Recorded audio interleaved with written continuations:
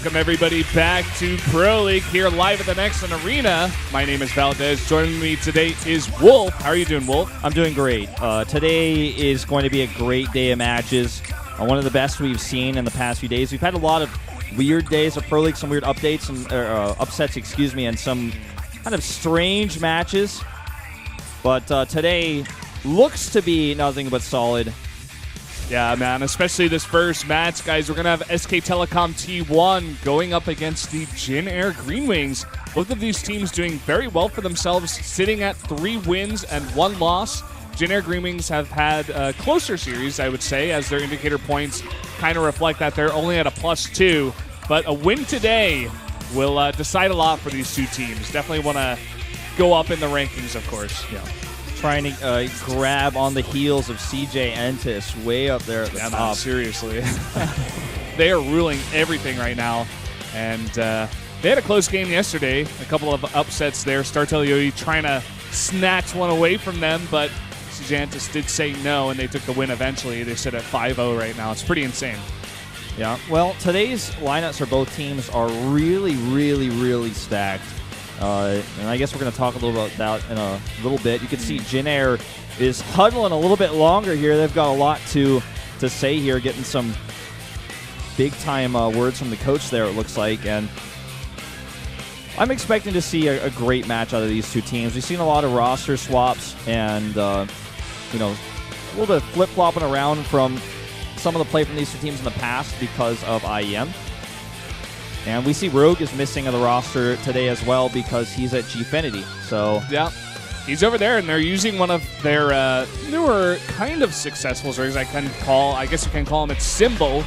I think he actually did qualify for the SSL. We'll be seeing him soon enough in that individual league as well. But there's a big test for him here in a ZVZ up against Sue. We haven't really seen much of it, but I'm excited for that matchup, of course. Yeah, Dark versus Cure should be a great one as well. It's on merry-go-round, so Dark's style, I think, does really, really well on that map. I think the hardest matchup to call is definitely INnoVation versus Maru today. Yeah. It's pretty insane. I had to give that one to Maru myself just because his TVT has just been pretty stellar these days. But INnoVation, you never know, man. That guy was 8-0, I believe, or 7-0, and now he's 8-1. Yeah, I mean, this guy is incredible. He's got really great best-of-1 stats. Here are our rankings. As I said before, CJ Entis is miles ahead of everybody else, with Samsung also with some great results. They're going to be playing a little bit later on tonight. But with a win here, either Jin Air or Green Wings will pull ahead, which is very important. Note that SK Telecom T1's indicator score is significantly higher, so that's pretty important too. Yeah, and just taking a look down at the bottom of this bracket here, StarTale-yoe and Prime having some of the worst results we've ever seen, I think. That's pretty outstanding in a bad way, Wolf. It's 0-5 for both teams. StarTale-yoe even getting a penalty because San took too long before that ace match yesterday, if you guys remember that huge delay we had, even though everything was set up in the boots. Yep. Hero with his ace match win yesterday does pull ahead 10-3.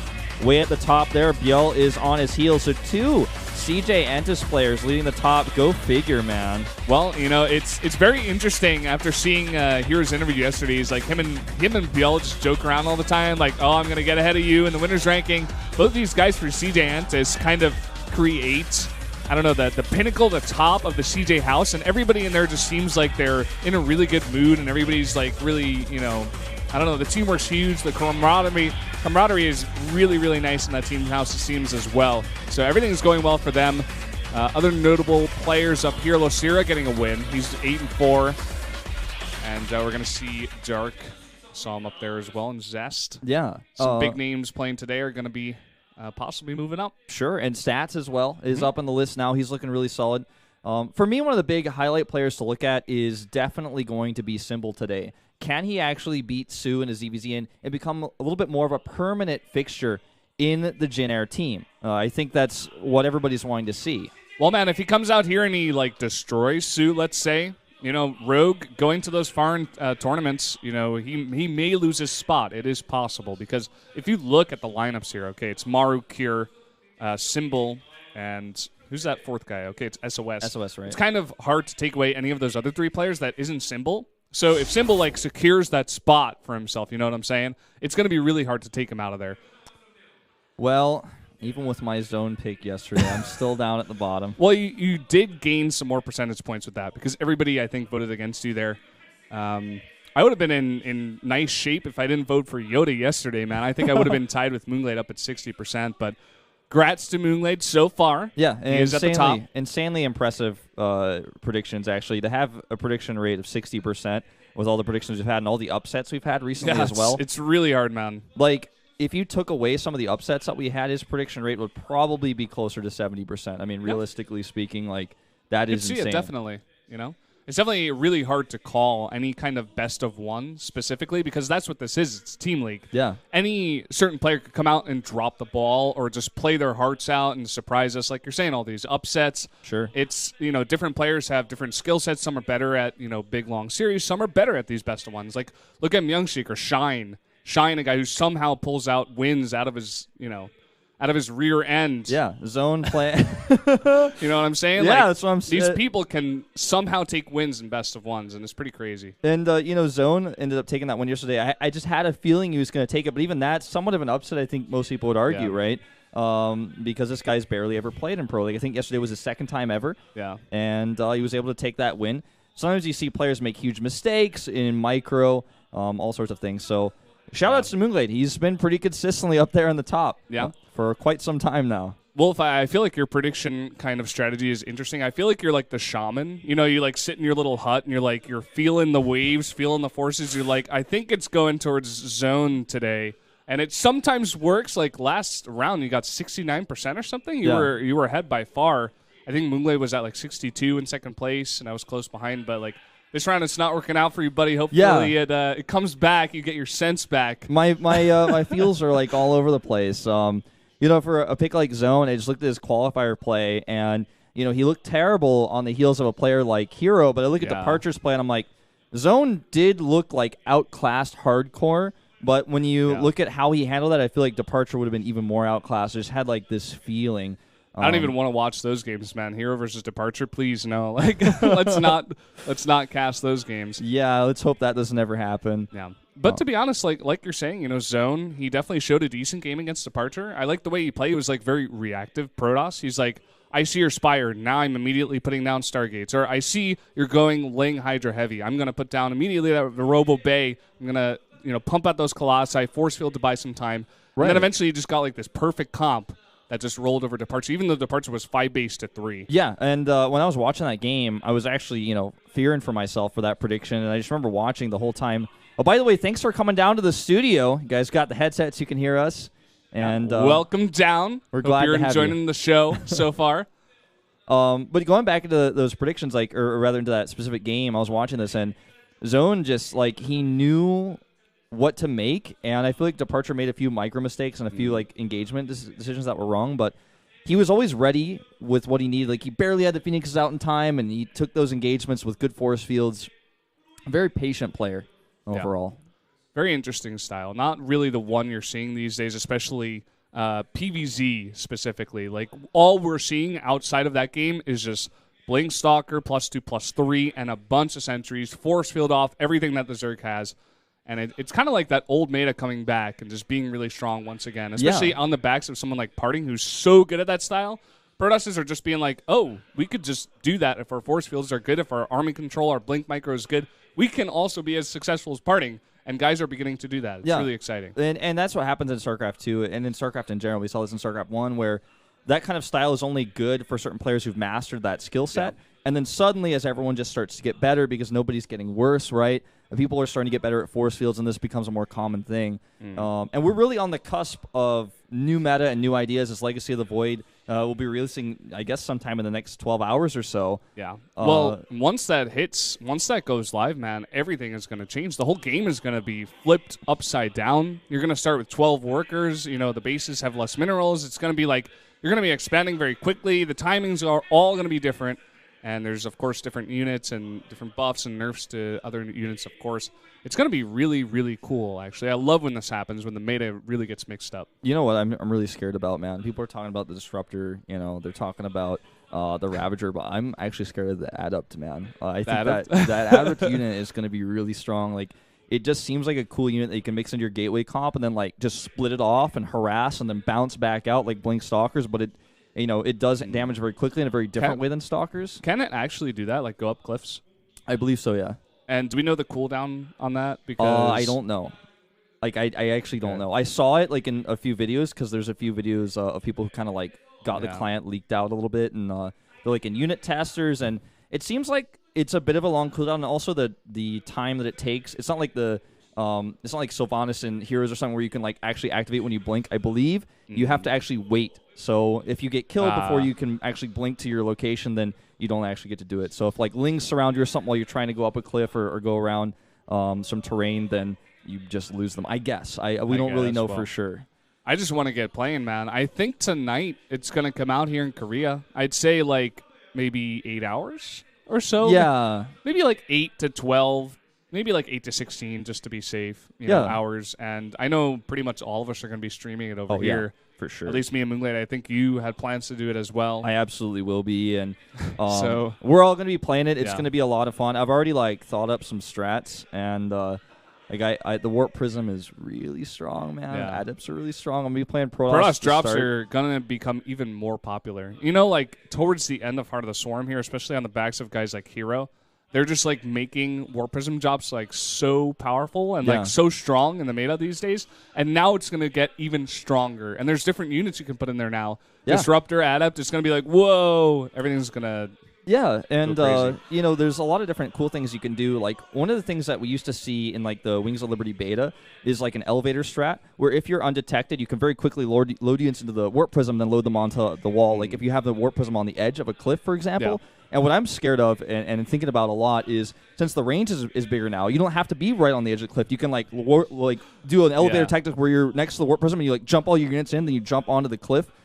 That sounds like a really, really scary thing where you just keep loading them in and loading them out like over a cliff where you're not really, like, say Marines can't easily hit the Warp Prism, and then some of these Zealots just keep jumping in and everything else. I think I know what you're talking about. You're not talking like up a cliff, but maybe something like Overgrowth, like at the second base. Right. So like imagine you're on the edge of the main base and there's a Warp Prism like on the edge. Even in Heart of the Swarm, you can still do this where you can actually pick up a Stalker like on the edge and then like unload it onto the high ground, because the Warp Prism does have like that small unload range where you can actually do this. It's tough though because you can only do a few units at a time, and if you get spotted, someone's just going to come stem, run over, kill the Warp Prism, or send Vikings over, or whatever stage you're at in the game. But with a larger pickup and drop off radius, I guess the drop off radius seems to be about the same, but pickup wise, you could actually pick up from a larger area and then drop off a little bit faster. So this is something I'm thinking about a little bit. Yeah, I mean, overall, I think the Warp Prism, like we said before, is just going to get so much stronger. That better see a lot of use, especially at the highest level. Yeah, especially because Immortals got changed quite significantly. Like, they got, I would say, pretty nerfed. I mean, they just have, like, a different place, I feel. Yeah. You know? They're more of, like, tanking units for everything in general now. You know, you put them in the front, activate the shield, they eat a lot of damage, basically. That's all they're going to be now, just like these big, buffy, like, strong units. Yeah. That's pretty much it. I got some chat messages. Looks like we're all in the lobby. We had a bit of a delay, guys. Sorry about that. Looks like Maru was having trouble with his computer, but that's all over. We're going to jump into this game very quickly. It's going to be INnoVation versus Maru for Game 1. This is a pretty incredible Game 1 at that, so definitely tell your friends, get on Twitter, get on Reddit. Let the world know that we're going into INnoVation versus Maru. Here's INnoVation. He's 8-1. Had a pretty impressive undefeated streak for a while. He did lose. I forget who he lost to. Do you have any idea? I can't remember. I think it was a Zerg. Yeah, I think it was a Zerg. Upset. I'm forgetting too, man. But so far in TVT's 2-0. Yeah, and you know, INnoVation is just, he seems like such a, like, even the song, he just feels majestic, man. Like, this guy, his name will never be forgotten. Like, he's approaching MVP status, like I am MVP. Oh, for sure. He's approaching that status. Maru just won a TVT Grand Finals in the Starling. He's got his face on a plane now. In fact, he's on the plane twice. Sorry, SOS. Maru's replacing you. Seriously, man, he's like the new... Well, he was always at the top there for Generic Green Wings, but SOS got the plane. I feel like Maru may have deserved it at that time as well, but now he definitely 100% deserves it. after his huge wins and his amazing performance these days. And we saw it there, even in the predictions. 6-0 for Maru. We said this was going to be a close one, but I don't know, man. The predictions don't say that. Yeah.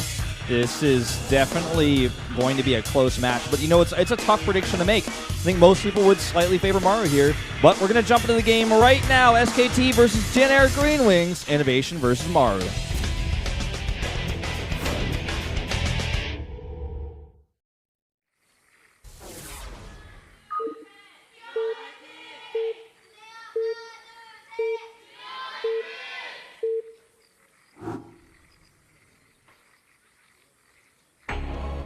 Down here in the south, in the red for SK Telecom T1, he is INnoVation.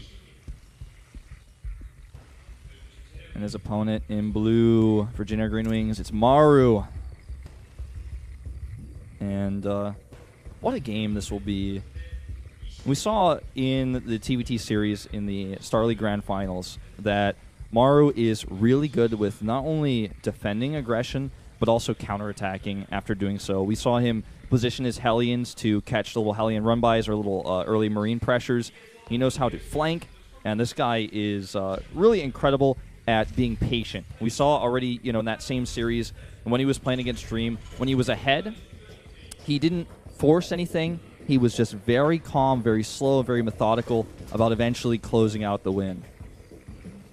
We're going to see an interesting thing coming out of Maru here. No gas just yet.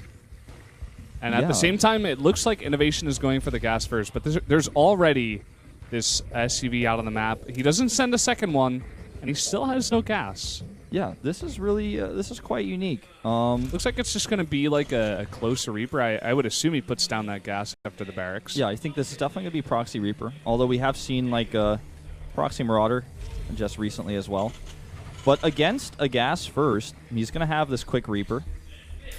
And, you know, the second Reaper, should he choose to make it, could actually be quite strong as well. Yeah. This is very interesting for Maru because what we used to see all the time last season was he used to do this kind of proxy build, like two racks proxy against Zerg, like every so often. In Best of Ones in Pro League, even like bring it into series and stuff. But I feel like he's reading INnoVation here. INnoVation's like, okay, I'm the Majestic Terran. I'm going to play an amazing game. Everybody knows my skill. Let's go gas first, put on the aggression. Maru's like, okay, I've got him red. I'm just going to shut this down early. Well, it's going to be Marauders. Yeah. Okay. Well, this is still quite strong. And against, say, even a CC first, like, this would be pretty good. But what? He's actually going to scout this. This is so smart. That's unbelievable. He knows what Maru does, man. He needs to neutralize this SCV. He needs to make sure no bunkers get up.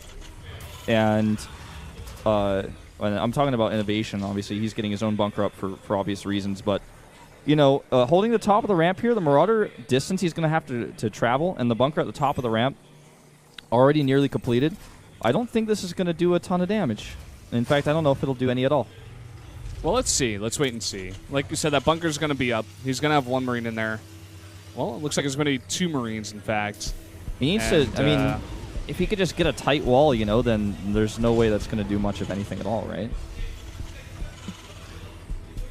Well, we do have Maru following up back at home. He is making that factory. Looks like he's going to stop at 2 Marauders for now. I think he also knows this isn't going to get much damage. He's going to float that barracks for vision here and probably poke at some buildings, maybe the supply depot, maybe the bunker here.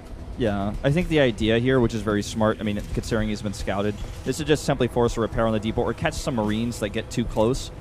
He's not going to have concussive shells, though. I believe he didn't get that. No, yeah, he didn't get that. So he could force a repair, maybe kill an SCV. This is best case scenario for him. Yeah, pretty much. Like you said, after that scout, it's kind of hard to find damage with just 2 Marauders. He's got to pull more SCVs if he wants to save this supply depot. He's going to pull the Marines instead, but of course the Marauders can just micro against them and take some of them out. Yeah. This is exactly what Maru wants, and actually he's going to get the depot as well. If he shoots it one more time, okay, he missed it. INnoVation can't fight with those Marines, actually. He's just going to give up that supply depot. And look at this. He's supply locked now, 27-27, and he's only now replacing that supply depot. Thought he could save it, but he was wrong. And obviously all of his tech is scouted now as well, so Maru obviously is getting an eBay up. and is preparing for the Banshees. His starport's going to be finished fairly soon, too, so he can get that Viking out right away. He's going to be totally prepared for this. His expansion is going to come a lot sooner. I really like Maru's position in this game so far. Yeah. I mean, this is basically, as I kind of said, like, best case scenario after being scouted. Like, everything is going his way. But let's see what this Banshee gets done. 3 turrets on the way. With the Widowmine here as well, I think that INnoVation might be able to get some damage done here, but he's not going to get the damage he wanted done.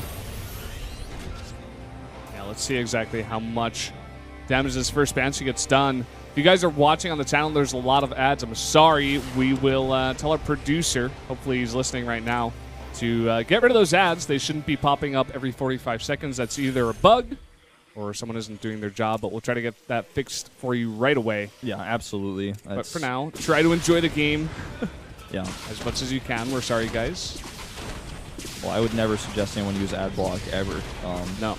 Definitely not. That scan actually is enough with a second Viking to repel the Banshee. Yep. Second Banshee coming in towards the natural. And in fact, there's already a turret up. And with 2 Vikings, he should be just fine to shut this down. Yeah, this is just so rough for INnoVation. Like, he's going to get 1 kill. Might be able to find another one should he just sack this Banshee. Obviously, that's not ideal. But with 2 Vikings out and a turret, going to be tough. And you know what? I don't think... Okay, well, he's going to see the edge of this now.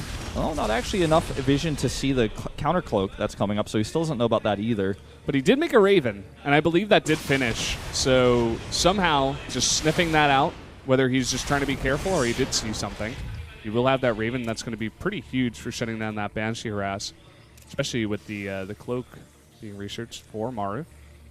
God, Maru has just really handled this game quite well. Just a very, very solid build. And we see, like you said, this is what Maru likes to do a lot of the time, and making a bit of a comeback with his proxies. We saw him do it all the time, 2 racks versus Zerg. But he's great at transitioning. That's the thing about his proxies. His proxies themselves are not like special or unique. Yeah. I mean, they're just proxies. They're not all in. Yeah. That's what they are. They're just meant to do a bit of damage, and like you said, just try to transition out of them. Yeah, very well said. Well, this counter Banshee, not going to do too much with the Raven here, but we'll see what he can get done. Let's see what we can find. The Marines are actually out of position here. Yeah, Marines are out of position. No missile turret. Where's that Raven? I don't see that either. Already 3 kills. Could have possibly gotten another one, but just being safe. Oh, he's going to distract all these units. 2 aliens coming in the front now. Oh, let's see how many kills he can get in total, including the Banshee kills. He's up to 6 now. Make it that 7th. One more shot. Yep, he's going to get that one. Banshee coming back in, and he's just ignoring that auto turret. All the Marines out of position once again. He's going up to 11 kills now. His multitasking is just on another level. And the Hellion didn't even die yet. It was still doing damage. He's just going to try to do damage here, INnoVation. He's going to try to do counter damage with a drop coming into the main, but there's already a tank. There's those 2 Marauders from earlier on, a Widowmine, some Vikings even. They're not all in position. But these are all tools that Maru can definitely use in the defense of this drop. Okay, this is INnoVation's moment here, and he was actually microing. Maru was microing the Banshee, so wasn't paying attention. His tanks get sieged very late, and not a massive amount of damage. It picks off a tank for almost no damage, and he's not done yet. He's going to come over here, maybe snipe this Viking, and then get out. Ooh, pulling all these SCVs. Maru is taking this very, very seriously. I'm actually not sure if he had to do that, in fact. That's a huge Widowmine hit. I feel like all he had to do is push those Marines towards the Widowmine, and he would have been okay. Yeah, and, I'm kind of with you on that. I feel like maybe the reason why he did that was just simply because he wanted to make sure he could kill the medevac for sure first to secure all those kills. But yeah, I ended up losing 10 SCVs. Sad Banshee. Already did his work, her work. So, Sadplane.jpg. Let's see, man. Let's see if Generic Groomings are sad plane or glad plane today. For you guys who are unaware, go ahead and follow Monte Cristo on Twitter. Yeah. You guys can follow Genair's Twitter as well. They're Genair GW on Twitter. I know they've been getting into the esports scene big time. And if you search Genair on Facebook, you'll be able to find them there as well. Getting into that social media thing. Yeah. I think it's like Gin Green Wings or something on Facebook. Yeah.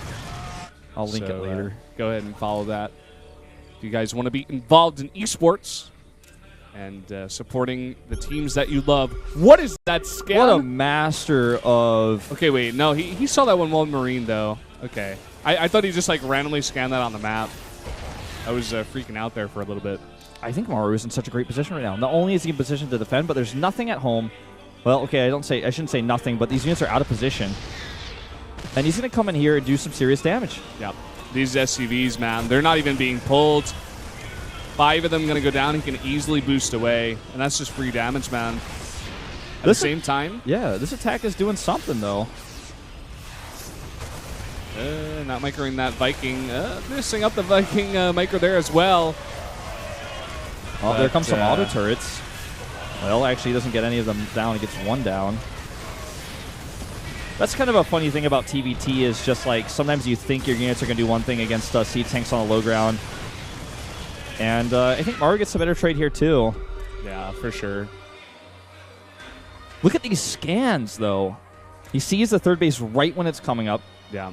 This is pretty much just game sense, you know? That first one was like, okay, I want to see exactly where he's setting up, what angle he's coming from. Is he going for a drop, or is he just going to come to my front? He sees that, and now he's like, okay, what's the next step? I need to see if he's making a third base with all this aggression. He sees it's coming up, and let's see how Maru responds to that. Yeah, well, this is a big amount of drop units here. He's even got a siege tank in here as well, which he hasn't yet sieged. Okay, there he goes. He sieged up. And now he controls the ramp with a siege tank and a bunch of stim marines. That's going to make this trade pretty tough for Maru. He has to actually break down. He's going to use his SCVs a little bit slow on that, but finally does get around and surround the siege tank. Losing a lot of mining time here, in fact, as well as 5 SCVs. And that definitely was not the cleanest cleanup there. And at the same time, do you have that third base finishing up for INnoVation? It does look like Maru did have that third CC. That's something that I actually missed, but that's good for him. He's got that third base on the way. Yeah, you know, third base here, very important. Oh, a big drop for INnoVation. He's just starting to see how much these drops can get done. Yeah. Oh, spotted, though. INnoVation's taking a page out of Dream's book, actually, right now. Seeing some big Doom drops here in TVT. Luckily for Maru, he does have his units in the right position. He's going to come over here and just scout out exactly where they're going. Another nice scan. Sees the hole. Unload over here. The scans again even. He is very much interested in knowing exactly how many units are unloaded. Well, he's going to go for a bit of a sandwich here, actually, on the round. Oh, he's going exactly for right. it. And where are they going to run? But actually, they escape through here. This is terrible for Maru. A good plan. Oh, man.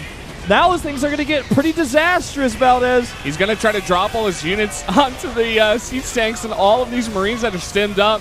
Looks like he will do a decent job, actually, of cleaning all this up. So, well done by Maru. I feel like he must have had his 2-2 finish. He had his +2 to attack, at least, whereas INnoVation only has 1-1 right now. Yeah, you're exactly right, and I think that's the only way. That's the only reason why I was able to do that.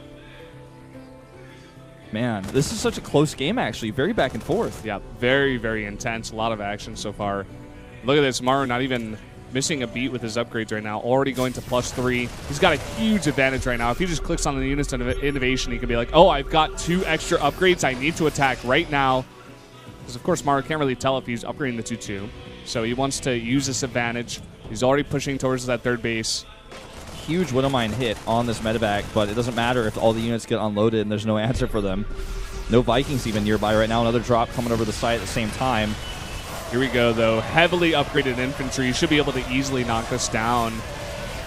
Yep. Looks like that's exactly what's going to happen here. But at the same time, how is he dealing with the drops in his main? Well, that is the question. Okay, finally does clean that up. And he lost a few SCVs over here at his third base. There's 2 Marines, man. If they go unchecked, it's a lot of DPS, man. And the fight that he took at the INnoVation third ended up being kind of an even trade despite the upgrade advantage. INnoVation just had plenty of units back at home to defend. So, again, the game stays about even. But Maru is significantly ahead in upgrades, and his +3 is halfway done. Yeah. I mean, if you look at the third base of INnoVation right now, it's much better saturated, you know. He's got a better economy right now, but that might not even matter if Maru just crushes him here. He's got 6 tanks to 1 tank right now for Maru. If he just gets a good position, I think Maru just shuts this down. Let's see how this goes, what he wants to do exactly. Does he go for a drop and just a straight-up fight? Well, that 1 tank up here on the high ground is going to help him out quite a bit. But INnoVation's Marines can't really fire the way he'd like them to, and oh boy, this is just going to be a slaughter, I think. Yeah, man. Keeping the count right now, it's 2-2 to 1-1, and that doesn't even take into account the heavy advantage in Army supply right now for Maru. So plus the siege tank count you were talking about. Now he's actually starting to get on top of these add-ons. He's going to camp the production, and a lot of that Army for INnoVation is actually just straight up in those medevacs, which certainly isn't going to do him a whole lot of good with nothing underneath them. I think this is checkmate. Looks like it, man. Once you get on the production, that's going to be it for the Terran here. And this is the reason why all 6 of us went for Maru today. Just a heavy favorite in this matchup, even going up against a guy like INnoVation. GG! Jin Air Green Wings are going to win Game 1 on the back of Maru. It was a very important win for the lineups today. That's one of those big contenders where it's really hard to say who's favored. I mean, we would say Maru is favored, right? But, like, that game was insanely close. And even though Maru is favored, this is still a pretty close matchup. And I think that this is a great first step for Jin Air today. Yeah, that's pretty huge, man. I mean, like you said, it was a very close match in terms of, like, player skill, I guess. But Maru definitely the favorite in TVT. And it definitely showed there, the reason why we all predicted him. And it's just huge because it gains such huge momentum. Maru may even come out in an ace match if it goes to it. And think about who they've got on SK Telecom. Who's going to be able to snipe Maru out of those people? Is it going to be Dark? I don't think so. No, that's a good question, man. I don't even know who it's going to be. Sue? Well, I think not Sue. Classic? Dream? Definitely not Dream. Well, Dream, please not Dream. Dream tried and failed recently in the finals. Billowy? I don't know, man. I feel like Jin Air may just have this in the bag just because of Maru. Especially he gets one win. I feel like SK Telecom's only chance right now is to win 3 in a row, to be honest. Yeah. I think that's definitely their best chance. We'll have to wait and see what happens.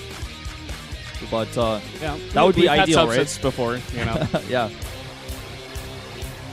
Well, Overgrowth is going to be the map that we go into next for Dark versus Cure. Dark wants a ZVT Wizard, but recently just hasn't been as impressive. Like, I don't want to say he's going through a slump, really. I don't even want to say he doesn't look good, but he hasn't been like, you don't watch him every time these days and go, oh my god, like it was before, you know?